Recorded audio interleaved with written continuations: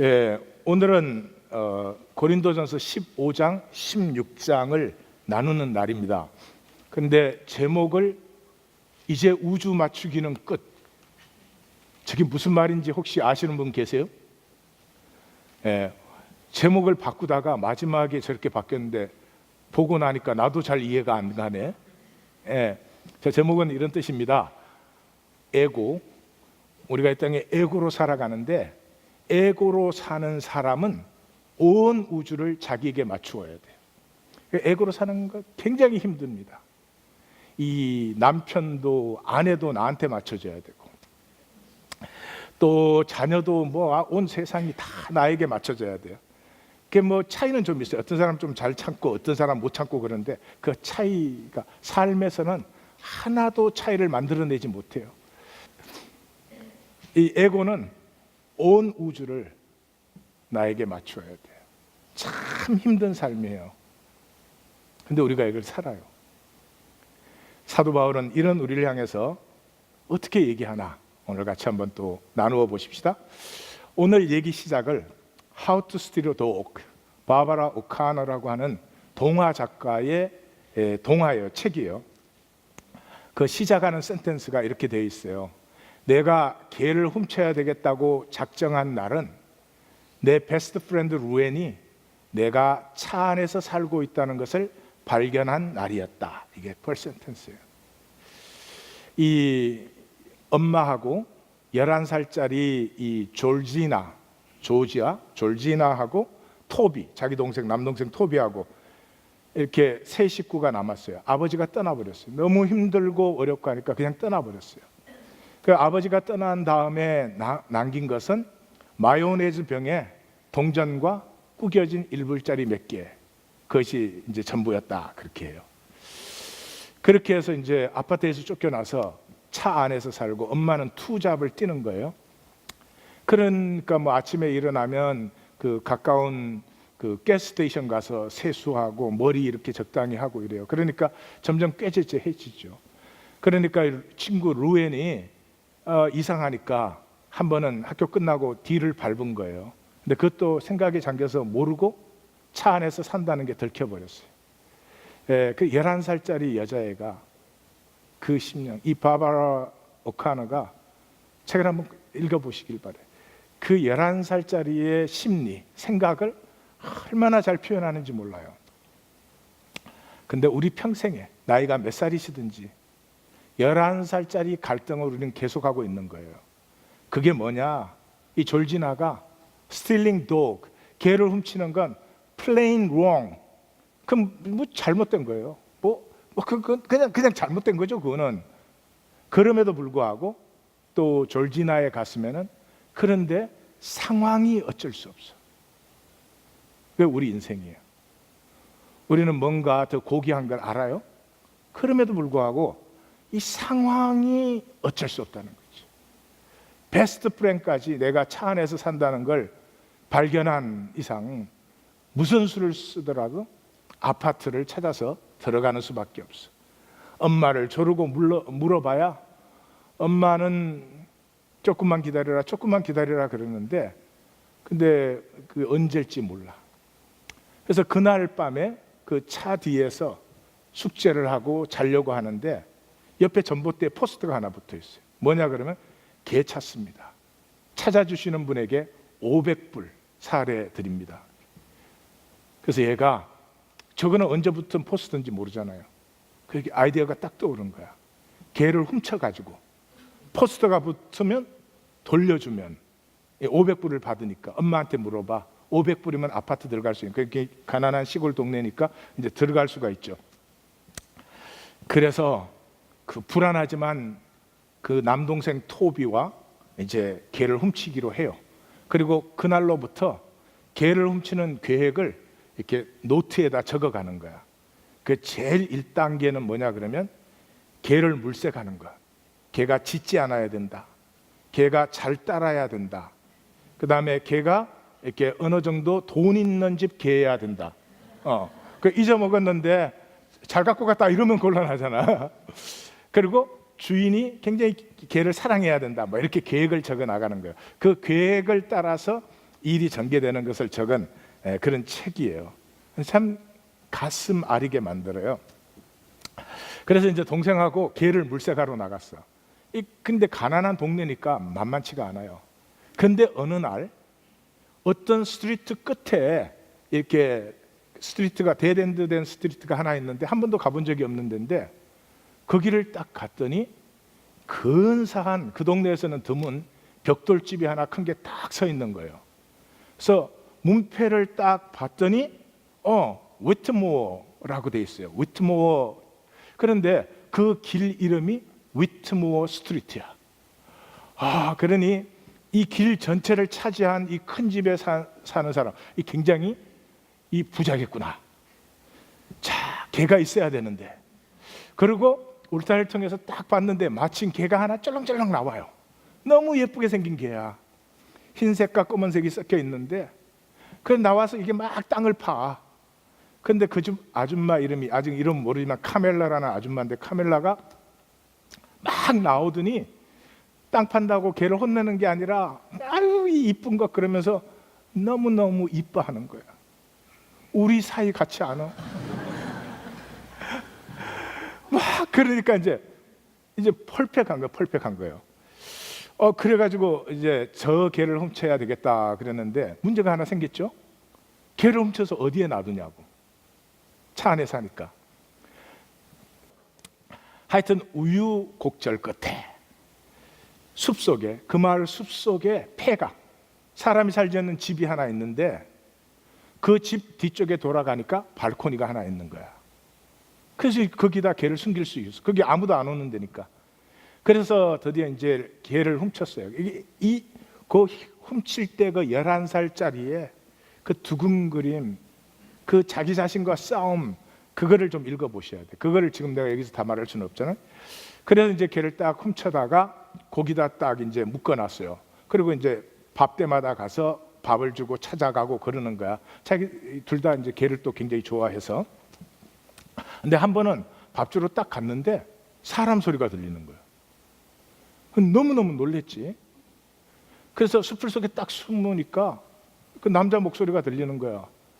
누구요? 나는 숨은 사람 무섭지 않아? 뭐 이러면서 그런 거예요. 그래서 가만 눈치를 보니까 해칠 사람 같지는 않아서 이렇게 나가서 봤더니 그 자전거를 타고 홈리스지 말하자면, 근데 뉴욕 이런 도시의 홈리스와 다르게 이렇게 지역을 떠돌면서 일도 해주고 뭐 이 트랙터 자동차 이런 것도 고쳐주고 이런 뜨돌이 사람이 그 발코니에다가 이렇게 텐트를 치고 그 자리를 잡은 거예요. 그러는데 이제 개를 훔친 다음에 이제 그 집에를 갔지. 그랬더니 그 카멜라라는 아줌마가 얘들을 보고, 얘들아 너희 혹시 이렇게 생긴 개 못 봤어? 어떻게 개가 어제 집을 나갔는데 돌아오지를 않아? 막 그러면서 안타까워하고 우는 거예요. 그래서 이제 이 졸지나하고 동생 토비하고 그 이제 아줌마 집에 들어가서 우리가 도와드릴게요 이래가지고, 그래가지고 이제 얘기를 막 하면서 전단지를 만들어야 돼요. 사례금을 500불 해야 돼요. 뭐 이래가지고. 근데 그 집에 들어가기 전에 너무 실망을 한 거예요. 그 큰 집에 이렇게 문을 딱 여는데 집 안에는 가구도 없고 막 엉망진창이에요. 그래서 얘기를 들어보니까 증조 할아버지 때 이 타운 전체를 다 가졌던 사람이에요. 우리랑 똑같아. 증조 할아버지 때. 근데 이제 쫄라당 망해가지고 지금은 가족은 다 나가고 이제 카멜라 혼자 그 집에 사는데 뭐 정말 엉망진창이에요. 그래서 이 사례금을 500불을 적어야 된다 그러니까 자기는 그런 돈이 없다는 거야. 그래서 이제 둘이 살짝 물어봐요. 그럼 얼마나 걸 수 있어요? 그랬더니 15불 걸 수 있어요. 너무나 절망적인 거야. 근데 카멜라가 딱 손뼉을 치더니 내가 남동생한테 돈을 빌려야 되겠다. 남동생이 다른 도시에 사는데. 근데 연락했더니 얄짤없어 안 빌려준대. 남동생을 믿지 맙시다. 오늘의 주제예요. 그러더니 이제 자기 작은 아버지인가 그렇게 연락을 했더니 뭐 500불을 빌려주겠다 그래서 이 전단지를 만들었어요. 예? 전단지를 만들었는데 이 무키가 이게 졸지나나 토비가 오니까 그래서 그러는 거야. 얘기를 하다가 전단지를 봤는데 개를 찾는 데는데 이래요. 그 11살짜리가 가슴이 철렁하는 거야. 뭐 어떻게 해야 될지를 모르지. 그래도 말할 수가 없으니까 모른 척하고 있는 거예요. 그래서 이제 집에를 돌아갔다가 또 끼니 때 되면 와서 주고 그래요. 근데 이 무키가 이 졸지나랑 토비랑 이렇게 친해지면서 그 떠돌이 삶이지만은 이렇게 사실은 현자 같은 역할을 해요, 이 사람이. 그래서 이렇게 한마디씩 가르쳐 주는데 그게 이제 졸지나 가슴에 자꾸 새겨지는 거예요. 한마디씩 던지는 게. 예를 들면은 살면서 뒤에 남기는 자국이 앞으로의 삶보다 훨씬 더 중요한 것이란다. 잘 생각을 해보세요.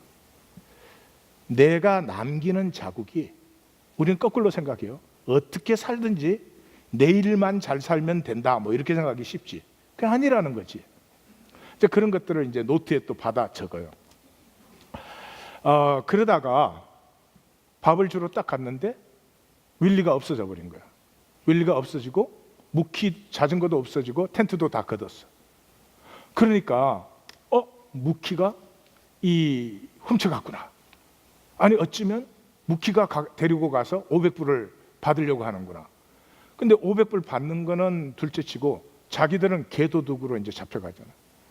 경찰에 잡힐 텐데, 감옥에 갈 텐데, 누나 우리 감옥에 가면 어떡하지? 막 그러면 조용히 해. 그리고 막 동생 지어받고 막 그러죠.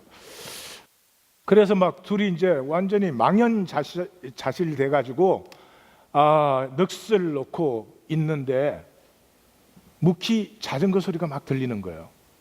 그래서 깜짝 놀라서 봤더니 무키가 자전거를 타고 다시 돌아오는데 그게 윌리가 따라오고 있는 거예요. 그래 막 보자마자 왜 걔를 훔쳐갔냐고 막 소리를 지르고 그래요.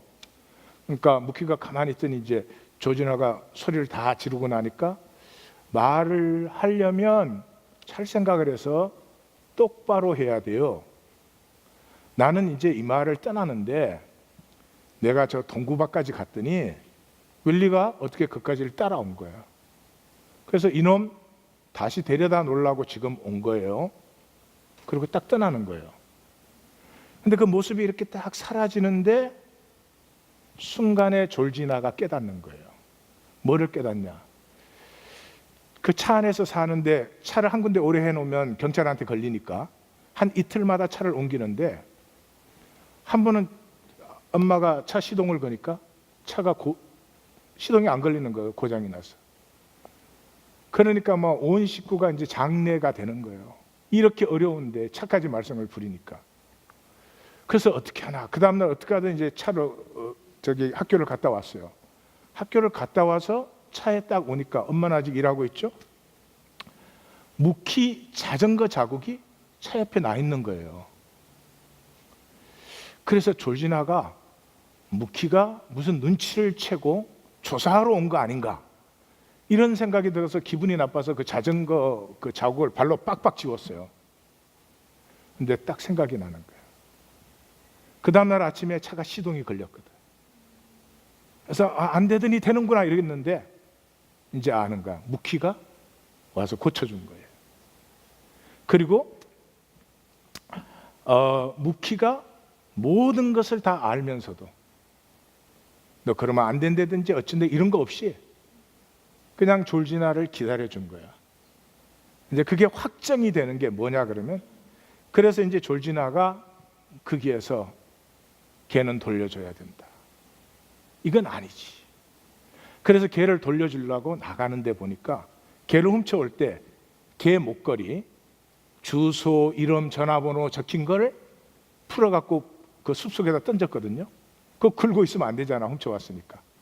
근데 무키가 그걸 어떻게 찾아가지고 집 앞쪽에 딱 걸어놓고 간 거야. 돌려주려면 그거 필요하잖아. 그러니까 졸지나가 깨달아요. 무키가 모든 것을 알았지만 졸지나를 기다려준 거예요. 뭐를 기다려준 거예요? 우리식으로 얘기하자면 우리 모두에게는 하나님의 형상이 여기 들어있어요. 하나님의 형상이 들어있죠. 그것이 피어날 것을 기다려준 거죠. 그래서 이제 개를 돌려주고 고백을 해요. 아줌마, 사실은 우리가 이런저런 사정이 있어서 우리가 훔쳤던 거라고. 그리고 아줌마가 너무나 실망이 돼서 한 말도 못해요. 그러니까 그게 또 있을 수가 없어서 졸지나가 나오는데 현관문을 열려고 하는데 그때서 카밀라가 그러는 거예요. 내일 톱이랑 같이 와서 우리 윌리랑 같이 놀자고. 그게 무슨 말이죠? 용서한다는 말이지. 너무나 기뻐서 그 문을 열고 토비한테 그 말을 해주러 가요. 이것이 하나님의 나라예요. 하나님의 나라가 오면 우리가 다 완전해져 가지고 그냥 기계적으로 절대 나쁜 일은 안 해. 그런 게 아니에요. 우리 하나님의 나라가 이 땅에 임했어도 우리에게는 유혹과 미혹은 계속 있어요. 그럼에도 불구하고 우리를 믿어주시는 주님 때문에 우리 안에 있는 하나님의 형상을 피워내는 거죠. 근데 그걸 피워내는데 한 번, 두 번 피워내면은 내가 죄와 싸워서 이기는 것이고 이건 나쁜 짓이야, 안 되는 거야, 그거와 이긴 것이지만은 이게 반복이 되면서 뭐를 알아요? 이게 복이다. 이게 더 이익이 되는 일이다. 이것이 정말로 나를 축복하는 것이다. 이거를 경험하는 차원에 이르렀으면은 더 이상 이게 흔들리지 않아요. 미혹이 있는 것이 전혀 상관이 없어요. 지금 제가 요한계시록을 다 말씀드릴 수는 없지만 요한계시록에 하나님 나라가 완성된 다음에 하나님 왜 마귀를 안 없애요? 왜 안 없앨까요? 마귀를 없애버리면 되지. 그러면 성경적으로 문제가 커요. 왜냐하면 마귀가 하나님의 섭리의 도구거든. 근데 마귀를 그대로 둬요. 마귀를 그대로 두는데도 이미 우리를 다스림의 존재로 창조한 그 하나님의 사랑 안에서 우리가 다스림의 존재가 되어 있기 때문에 우리는 그 미혹을 넘어서서 훨씬 더 가치를 창조해 나가는 거죠. 내가 자동적으로 선을 행하게 만들어져 있으면 내 선이 가치를 창조해요? 안 해요? 안 해요. 안 해요. 하나님 나라에서는 우리가 모두 가치를 창조하는 거죠. 그래서 이건 뭐 참고로 말씀드리는 건데 우리 한국 교회는 세대주의 영향을 받아서 전천년설을 자꾸 믿는데 아니에요. 교회 시대가 천년왕국이에요. 무천년설이에요. 칼빈 선생님이 옳아요. 이 점에서는 교회 시대가 뭐예요? 우리가 다스림을 배우는 시대예요. 예? 우리가 졸지나의 체험을 하는 시간이라 이 말이죠.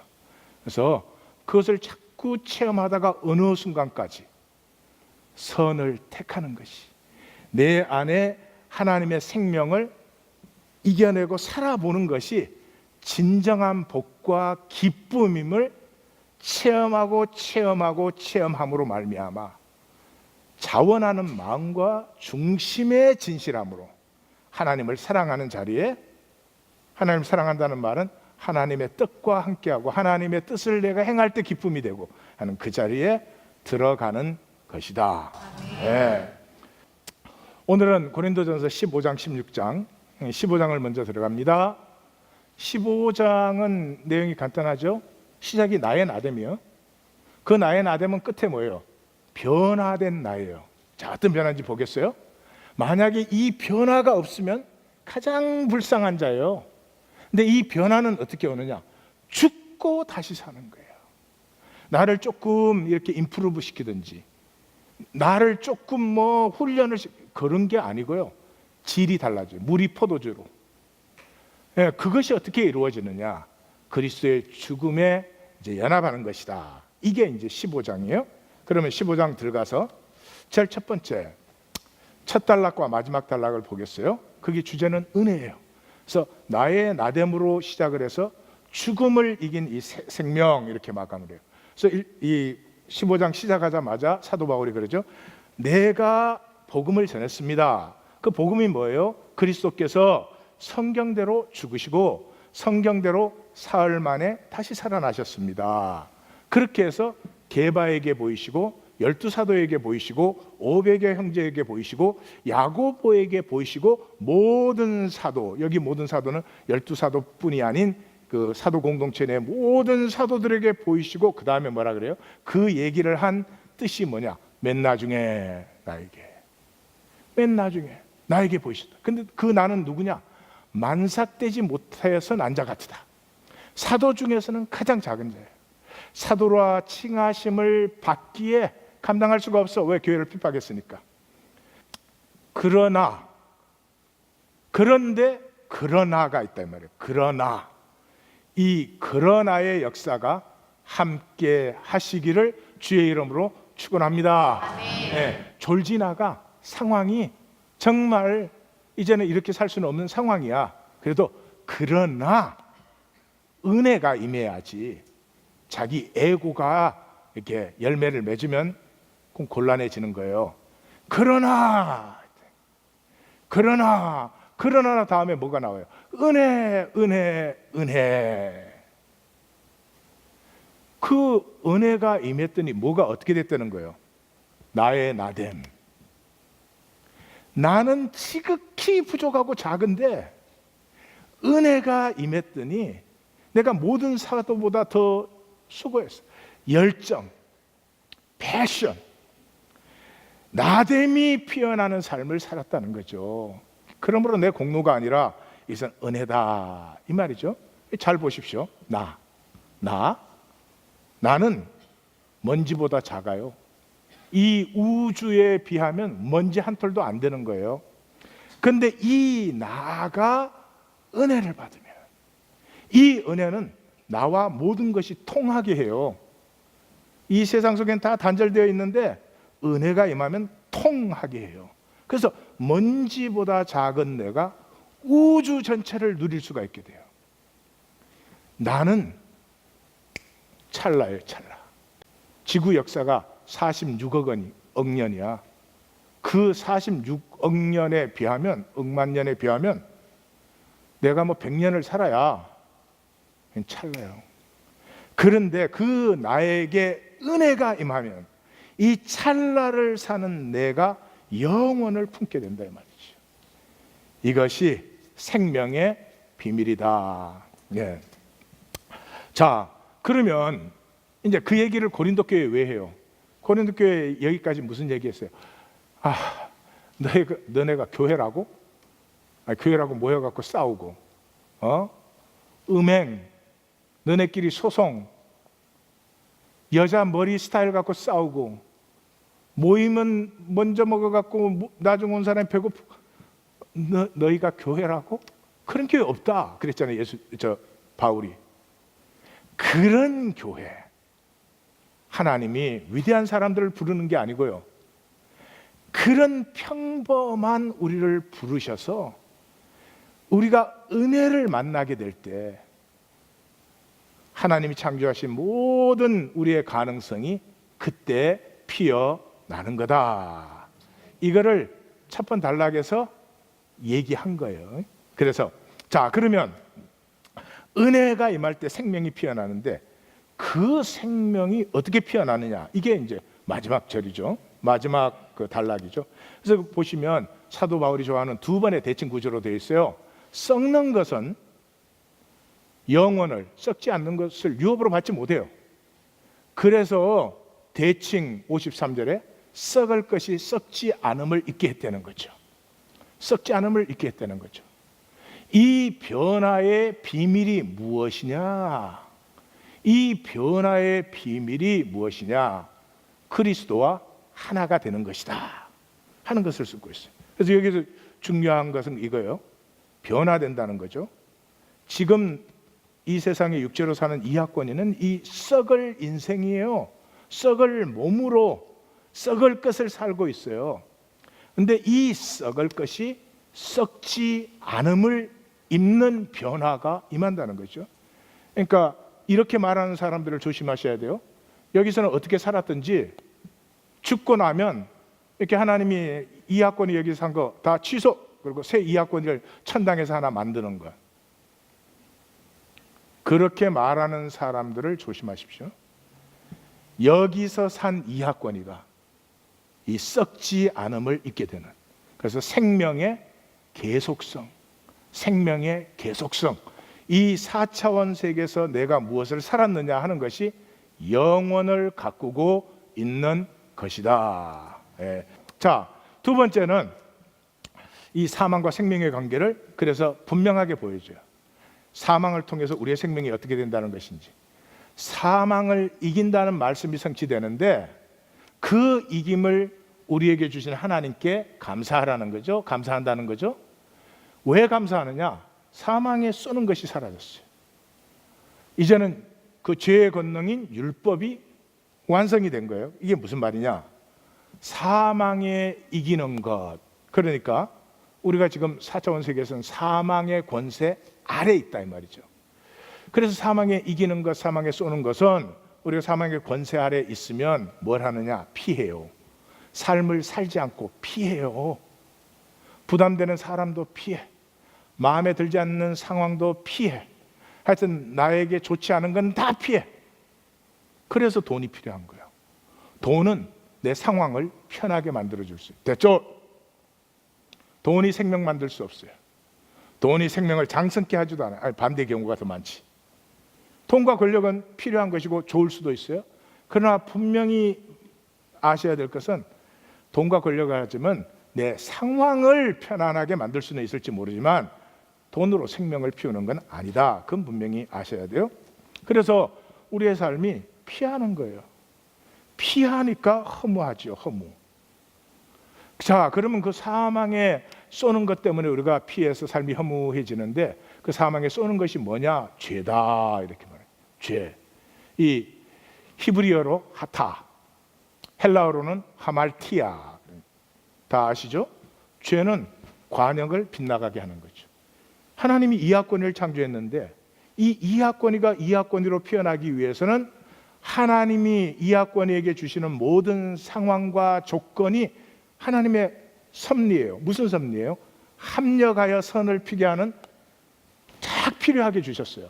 근데 나는 내가 불편하면 피해, 내 마음에 안 들면 피해, 뭐 그렇게 다 해버리니까 내가 이하권위가 피어나지를 못하지. 그러니까 나를 상실하는 것, 그것이 죄다 이 말이죠. 그래서 율법이 권능이 되어 있는 거죠. 왜? 하나님의 말씀은 나를 피우는 길이에요. 그러니까 그 말씀을 따라서 살면 내가 피어나는데 왜 나됨 피는 길을 피하고 살지 않으니까 율법이 권능이 된 거죠. 마치 말씀 만나기 합시다 그러는데 하는 사람은 그게 이제 길이 돼서 안내를 받죠. 그런데 그 말씀 만나기를 안 하는 사람은 내가 말씀을 만나야 합니다라고 말할 때마다 저 인간 죽지도 않고 또 왔네. 눌러, 그게 나를 짓눌러. 그렇게 되는 거죠. 그래서 총 결론이 뭐예요? 오늘 58절이죠. 같이 읽습니다. 내 사랑하는 형제들아, 견실하며 흔들리지 말고 항상 주의 일에 더욱 힘쓰는 자들이 되라. 이는 너희 수고가 주 안에서 헛되지 않은 줄 알미라. 이거를 오늘 우리말로 고치면 이런 거죠. 이제 조건과 상황의 고난을 두려워 말고 직면하여 매일의 삶에 나됨을 가꾸어 우리됨을, 교회를 이루라. 우리의 삶의 모든 것이 합력하여 선을 이루리라. 합력하여 선을 이루리라. 아멘. 이걸 받는 걸 믿음이라고 해요. 이걸 고쳐야 되는 걸 애고라고 해요. 네. 자, 그다음에 두 번째는 이제 둘째 단락과 넷째 단락이요. 여긴 간단하죠. 둘째 단락이 하는 말은 이거 없는 사람, 가장 불쌍한 사람이라는 거죠. 생명이 뭐예요? 생명이 귀한 이유는 초월성이 있으니까 생명이 귀한 거죠. 부활이 없으면 그리스도가 부활했겠니? 이 세상이 전부겠니? 이 세상의 삶이 이렇게 보여도 그 안에 초월성이 있으니까 생명이 있는 거 아니겠어요? 그러니까 이 초월성을 못 누리는 것은 가장 참 불쌍한 것이다. 그런데 이 초월성은 어떻게 나타나느냐? 죽음으로만 새로워진다. 죽음으로만. 여기가 이제 좀 문제예요. 우리는 좀 문제예요. 그래서 어리석은 자여, 내가 뿌리는 씨가 죽지 않으면 어떻게 살아날 수가 있느냐? 씨가 죽어서 장래 형체가 피어나는 것이고 땅의 형체가 죽어서 하늘의 영광을 피워내는 것 아니냐? 그런데 죽음의 반대는 뭘까요? 죽음의 반대가 생명이죠. 예. 근데 그는 이제 의미적인, 그 문자적인 의미고, 죽음의 반대는 못 죽음이에요. 못 죽어요. 우리가 못 죽는다고. 상대방이 말 한마디 하는데 못 죽는다니까. 이놈의 에고가 못 죽어. T.S. 엘리엇이 위대한 사람이에요. T.S. 엘리엇의 그 위대한 시가 웨이스트랜드, 황무지 아니에요. 근데 황무지 그 시를 이해를 못하죠, 사람들이. 그 시를 이해하도록 돕기 위해서 시 앞에다 뭐를 써요? 쿠마의 무녀, 영원히 죽지 않는 쿠마의 무녀 이야기를 거기 쓰잖아요. 쿠마의 무녀가 누구예요? 우리예요, 우리. 못 죽어요. 못 죽어가지고 하여튼 엄마 뱃속에서부터 지금까지 모든 과거를 다 짊어지고 살아. 죽을 수가 없으니까. 오늘이 임했어. 오늘을 산 사람은 살았으니까 오늘 죽지. 그러니까 새로운 내일을 맞이해요. 근데 오늘을 살지 않거든. 오늘은 오로지 내일을 만들려고 있는 거지. 내일을 편하려고. 아까 무키가 그랬죠.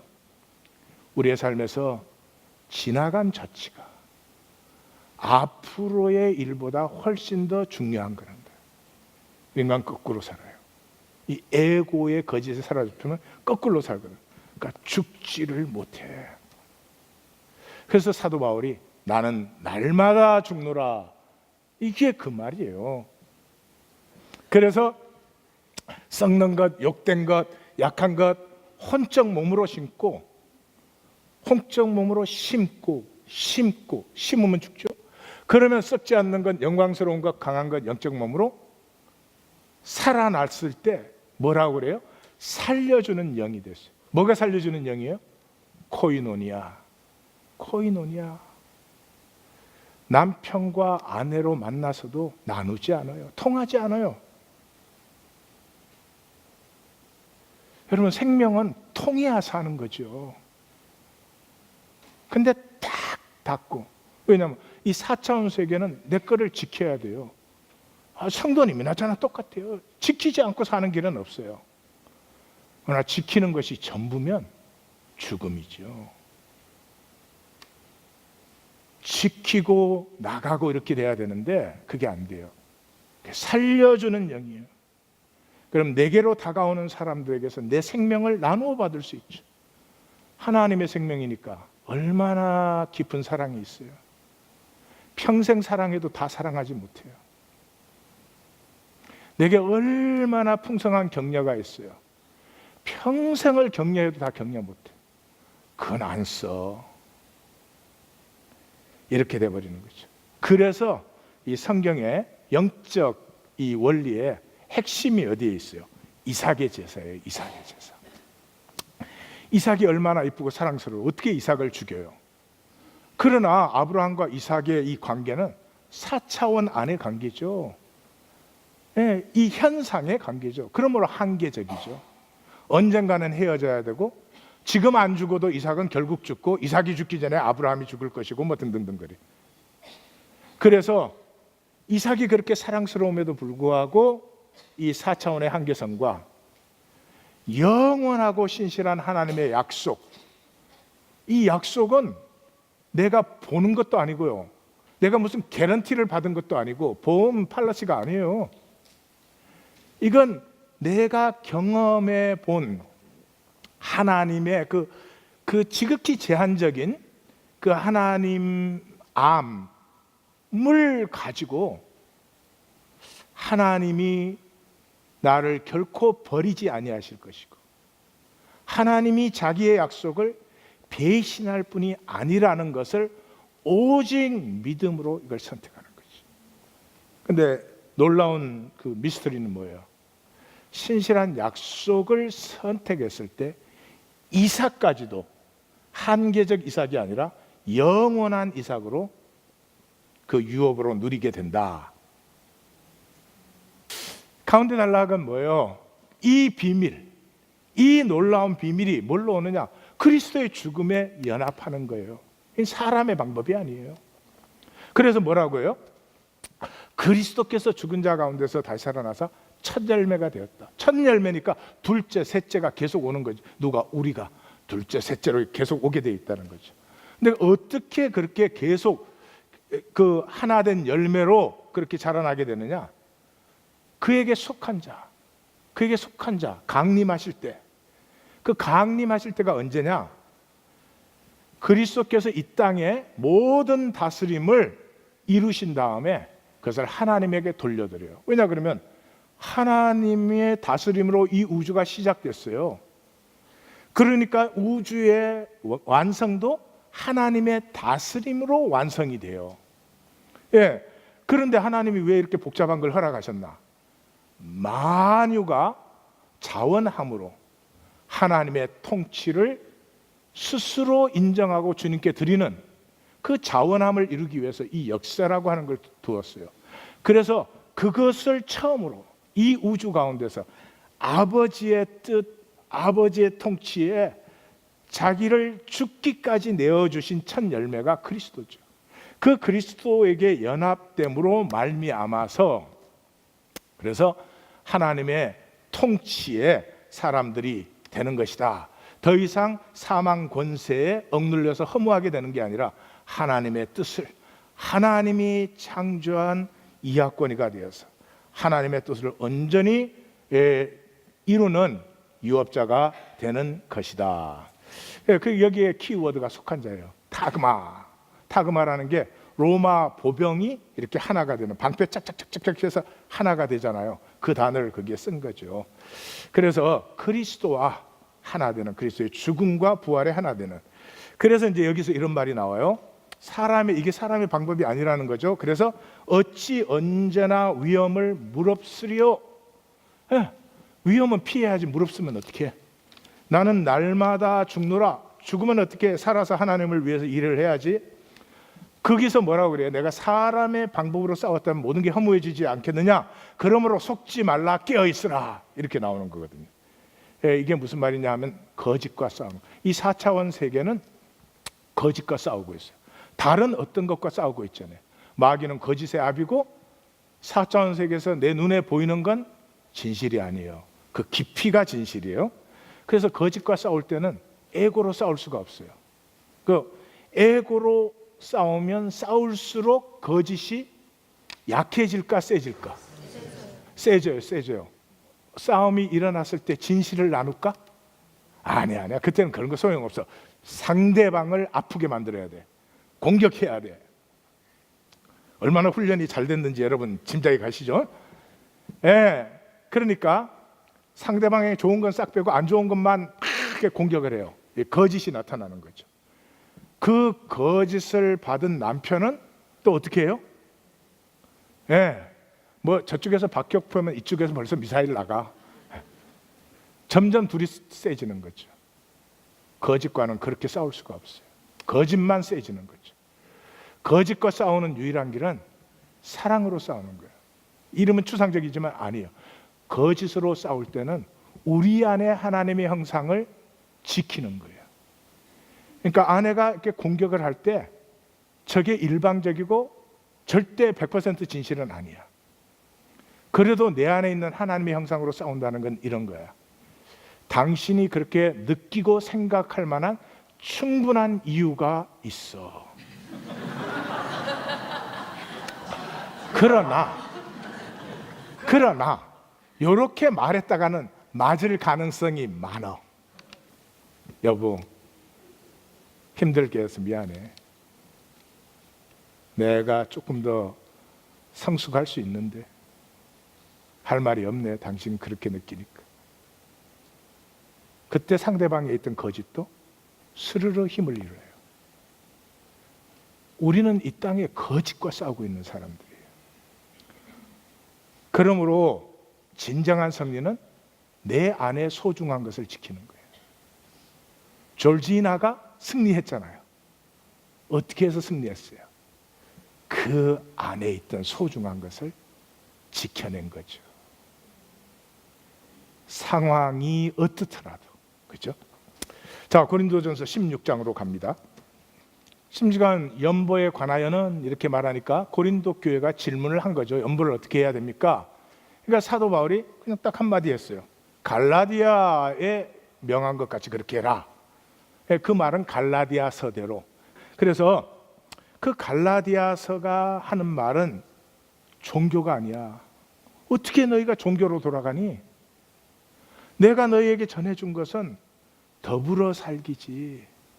벌써 11장에서 14장까지가 교회인데 그 교회를 시작할 때 뭐라 그랬어요? 사도 바울이 내가 너희에게 전하여 준 그 전통을 너희가 지킴으로 너희를 칭찬하다. 지금 고린도 교회는 칭찬할 게 아무것도 없는 교회예요. 그런데도 칭찬해요. 왜냐 그러면 회당의 종교 전통을 지키는 것이 아니라 주님의 임재 앞에서 함께 그저 소박하게 함께 나와서 떡과 잔을 나누며 거기에 기도도 나오고 예언도 나오고 찬송도 나오고 그곳에서 생명이 새로워지지 종교의식에서 무슨 사람이 새로워집니까? 그 복음을 내가 전한다. 그게 1장이에요. 2장이 뭐예요? 그래서 이 안디옥 교회에서 그것이 이루어지고 있는데 세상에 예루살렘에서 사람이 올라오니까 베드로하고 바나바가 그 같이 떡과 이방인과 떡과 잔 나누다가 그 자리를 떴다는 거죠. 그래서 내가 그걸 혼냈다. 내가 베드로 혼낸 사람이다 그거예요? 아니죠. 이게 핵심이죠. 이게 핵심이죠. 이게 예루살렘 교회의 한계성. 이 종교와 이 복음이 함께 해야만 했던. 그래서 그 귀한 교회를 하나님이 생긴 지 30년 만에 없애버리잖아요. 그리고 바울이 선포한 복음의 교회들이 일어서게 하는 거 아니에요. 그래서 4장 5장이 뭐예요? 3장 4장이 너 종교로 돌아가면 안 되지. 종교로 다시 돌아가면 안 되지. 5장 6장이 뭐예요? 그리스도께서 자유케 하신다. 여기 자유는 철학적 자유가 아니죠. 생명이 자유하면 통해요. 남편이 자유하고 아내가 통하면 잘 통합니다. 잘 통해요. 근데 자유하지 않으면 통하지가 않아요. 그래서 갈라디아서에서 복음의 핵심이 선포되는 거 아니에요. 3장 28절에서 그리스도 안에서는 남자나 여자나 자유자나 종이나 헬라인이나 유대인이나 지혜인이나 야만인이나 다 하나다 하는 거죠. 복음이 임하면 뭐예요? 통하는 거죠. 예, 코이노니아가 이루어지는 것이죠. 그래서 성령이 임했을 때 뭐가 일어났어요? 코이노니아가 일어났죠. 코이노니아가. 그래서 근데 고린도 교회가 이 사도 바울에게 당연한 거예요. 연보? 갈라디아 교회 명한 대로 하면 되지. 근데 그거를 제대로 못 알아들었던 것 같아요. 그래서 그 다음 보내는 편지에는 이 연보에 대해서 써요. 근데 여러분, 연보하라는 말이 아닙니다. 연보를 해야 된다 그런 말이 아닙니다.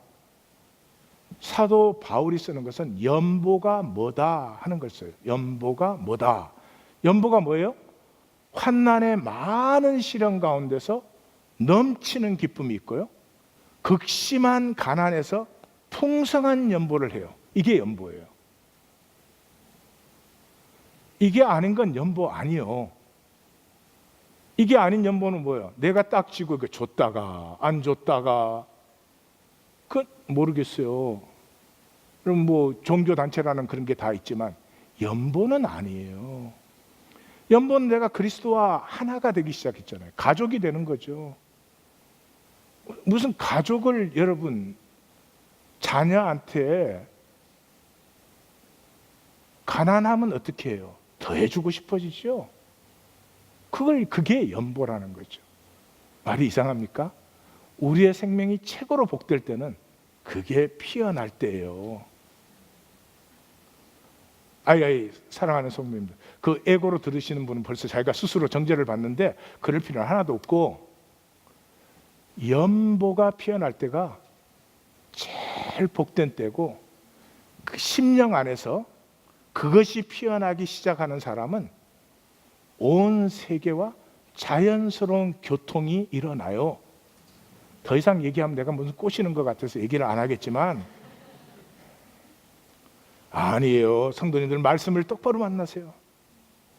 하나님의 형상으로 창조된 우리는 우리 속에서 생수의 강이 솟아날 때 우리는 가장 복될 뿐만 아니라 이것이 생명이구나, 그래서 이런 역사에 나를 보냈구나, 그래서 나로 하여금 내 주변에 이렇게 하나님의 나라를 함께 가꾸는 심령과 나라가 피어나게 하는구나, 이런 걸 느끼는 거죠.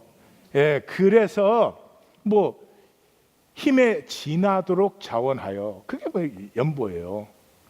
이건 먼저 자신을 주께 드리고 일어나는 일이에요. 주님과 내가 하나니까. 그래서 고린도 교회를 향해서 권면할 때, 고린도 교회는 이걸 권면해야 되니까 참 한심하죠. 마음에 정한 대로 하고 인색함으로나 억지로 하지 마라. 즐겨 드리는 자를 하나님 사랑하신다. 그래서 적게 심는 자 적게 거두고 많이 심는 자 많이 거두는 것이다. 그러면서 이러한 연보가 피어나는 사람들, 이러한 연보가 피어나는데 함께하는 사람들 속에 뭐가 일어나느냐?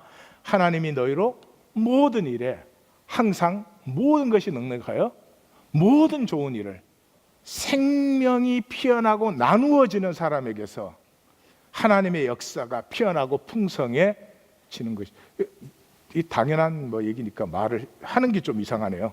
그래서 어떻게 해요? 그 삶에는 의의 열매가 더하게 하신다.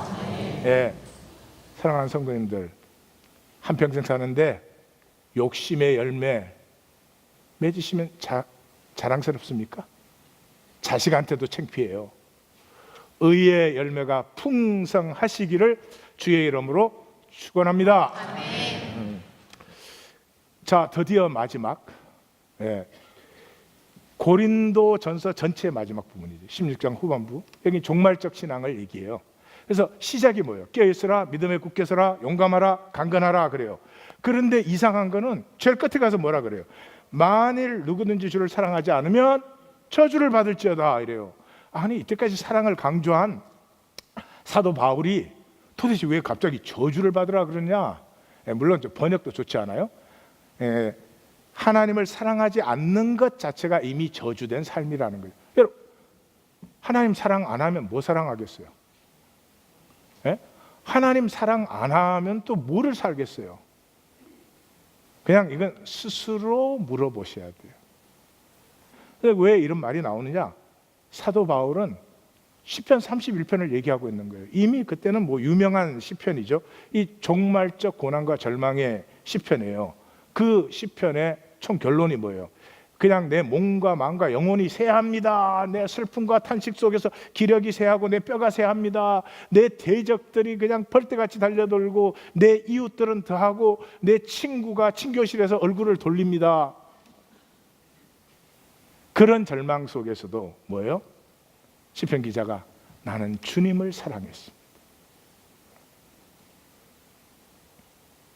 그런데 주님의 사랑이 임한 거죠. 주님의 사랑이 임한 거죠. 그래서 그 고백이에요. 모든 성도들아 여호와를 사랑하라. 진실한 자를 보호하시고. 이 윤리적 진실이 아니에요. 하나님을 사랑하면 진실해져요. 교만한 자, 에고로 사는 자에게 엄중히 갚으셔요. 그래서 총 결론이 뭐예요? 여호와를 바라는 너희들아 강하고 담대라. 이거를 고린도 교회에 전해주고 있는 것이죠. 자, 마감하십시다. 첫째, 날마다 죽으십시다. 4차원 현생에 대해서 죽으십시오. 죽는다는 말은 기피를 산다는 말이죠. 자, 시간이 제일 좋은 예요. 시간이 이렇게 떠내려가요. 그래서 떠내려가는 시간을 사는 사람 바빠요. 내가 속력을 내는 만큼 시간은 더 빨라져요. 그러니까 시간을 따라 사는 사람은 바쁘고 정신이 없어요. 속지 마세요. 시간은 흘러가게 놔두시고 나는 지금 깊이를 누리세요. 지금 깊이를 누리실 때 흘러가는 시간 속에서 계속 영원을 누리는 자가 되죠. 두 번째, 돈을 가치 창조를 위해서 쓰십시오. 여러분, 돈은 우리끼리 약속한 시스템이에요. 우리끼리의 걔한테 100불짜리 주면 감사 카드 보내드리죠, 그죠? 그래요? 아니요. 우리끼리 통하는 거예요. 만약에 오늘 이 북미에 큰 지진이 일어나서 모든 게 다 무너진다. 돈 쓸모 있어요, 없어요? 종이 쪼가리예요. 돈의 본질을 기억하십시오. 이 인간 시스템 안의 약속일 뿐이에요. 그거 흔들리면 다 흔들리는 거예요, 돈은. 그런데 그걸 하나님이 허락하셨어요. 왜? 이 4차원 세계 살면서 돈 가지고 내 편안, 내 세계, 얼마나 큰지 몰라도 그거 세우려는 사람과 이 돈을 가지고 진정한 가치를 피워내는 이 선택을 할 수 있는 그 삶을 길러내기 위해서 하나님이 섭리 가운데 허락하신 거예요. 자, 오디오를 하나 듣고 마치도록 그렇게 하겠습니다. 이 포레스트 카트는 이 체로키 인디안 후예예요. 그런데 이 자서전적이에요. 자기가 어릴 때 자기 아버지가 독립전쟁에 남부군에 잡혀가서 그 군인으로 싸우게 돼요. 근데 체로키는 대가 끊기면 안 돼. 그래서 전쟁터에 나가기 전에 처녀를 데려다가 부족이 결혼을 시켰어. 그래서 얘가 낳는데 아버지는 전쟁에 죽고 엄마는 병들어서 죽어버렸어요. 그래서 할머니, 할아버지가 얘를 기르는데 그 기른 얘기를 쓴 책이 내 영혼의 따뜻한 날들인데 그 가운데 한 부분만 같이 한번 들어보겠습니다. 주의를 기울여 보십시오. 할머니는 사람들은 누구나 두 개의 마음을 갖고 있다고 하셨다. 하나의 마음은 몸이 살아가는데 필요한 것들을 꾸려가는 마음이다. 몸을 위해서 잠자리나 먹을 것 따위를 마련할 때는 이 마음을 써야 한다. 그리고 짝짓기를 하고 아이를 가지려 할 때도 이 마음을 써야 한다. 자기 몸이 살아가려면 누구나 이 마음을 가져야 한다. 그런데 우리에게는 이런 것들과 전혀 관계없는 또 다른 마음이 있다. 할머니는 이 마음을 영혼의 마음이라고 부르셨다. 만일 몸을 꾸려가는 마음이 욕심을 부리고 교활한 생각을 하거나 다른 사람을 해칠 일만 생각하고 다른 사람을 이용해서 이익 볼 생각만 하고 있으면 영혼의 마음은 점점 졸아들어서 밤톨보다 더 작아지게 된다. 몸이 죽으면 몸을 꾸려가는 마음도 함께 죽는다. 하지만 다른 모든 것이 다 없어져도 영혼의 마음만은 그대로 남아있는다. 그래서 평생 욕심 부리면서 살아온 사람은 죽고 나면 밤톨만한 영혼밖에 남아있지 않게 된다. 그런 사람들은 살아있어도 죽은 사람이 되고 만다. 할머니는 어디서나 쉽게 죽은 사람들을 찾아낼 수 있다고 하셨다. 여자를 봐도 더러운 것만 찾아내는 사람, 다른 사람들에게서 나쁜 것만 찾아내는 사람, 나무를 봐도 아름답다고 여기지 않고 목재와 돈덩어리로만 보는 사람, 이런 사람들이 죽은 사람들이었다. 할머니 말씀에 따르면 그런 사람들은 걸어다니는 죽은 사람들이었다. 영혼의 마음은 근육과 비슷해서 쓰면 쓸수록 더 커지고 강해진다. 마음을 더 크고 튼튼하게 가꿀 수 있는 비결은 오직 한 가지, 상대를 이해하는데 마음을 쓰는 것뿐이다. 게다가 몸을 꾸려가는 마음이 욕심 부리는 걸 그만두지 않으면 영혼의 마음으로 가는 문은 절대 열리지 않는다. 욕심을 부리지 않아야 비로소 이해라는 것을 할 수 있기 때문이다. 반대로 더 많이 이해하려고 노력하면 영혼의 마음도 더 커진다. 할머니는 이해와 사랑은 당연히 같은 것이라고 하셨다. 이해하지도 못하면서 사랑하는 체하는 사람들이 있긴 하지만 그런 사랑은 진정한 사랑이 아니라고 하시면서 그 말을 듣고 나는 모든 사람을 잘 이해하기로 마음먹었다. 밤톨만한 영혼을 갖고 싶지는 않았기 때문이다. 네, 우리 모두가 하나님의 형상으로 지어졌으니까 얼마나 성경 얘기하고 비슷해요. 비슷 안 해요? 네, 주여 나를 좀 불쌍히 여겨주세요. 네. 저기는 이해라는 단어를 썼지만 이해가 뭐예요? 통하는 거죠. 통하면 영혼이 살아나요. 단절되면 나밖에 몰라요. 좋은 일은 아니에요. 사랑하는 성도님들, 짧은 생에 이 허무한 세상을 살아가는데 우리의 지킬 것은 내 영혼, 내 속의 존귀함, 그것을 지킬 때 우리는 은혜를 알고 만유를 누리는 하나님의 신비한 비밀을 누리게 되는 것입니다. 기도하십시다.